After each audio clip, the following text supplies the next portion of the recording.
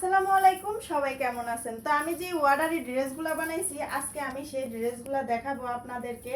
তো পুরোটা কাজ করার পরে তো আর দেখানো হয় না।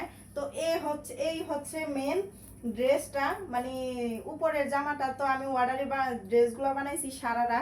তো দেখেন এটার এই হচ্ছে ফুল বডির কাজ, ফুল বডির কাজ। আর নিচে যে ঝুমকা দেওয়া আছে, তার ভিতরে যে দেখেন হাতার ভিতরেও কিন্তু ঝুমকা দেওয়া আছে।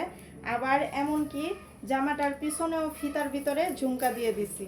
আর এটার সেলোয়ারটা আমি দেখাচ্ছি। এই যে সেলোয়ারটার ভিতরেও কিন্তু কাজ আছে। তো এই যে সেলোয়ারটার ভিতরেও কিন্তু এই যে দেখেন সেলোয়ারটার ভিতরেও কিন্তু হালকা করে পাথর দিয়ে কাজ করে দিছি সেলোয়ারের ভিতরে। আর এগুলার সাথে, এই ড্রেসগুলোর সাথে আছে একটা মাথার ক্লিপ। এই যে মাথার ক্লিপ আছে ম্যাচিং করা, দেখেন। তো ম্যাচিং করা মাথার ক্লিপ, সাথে আছে ওড়না।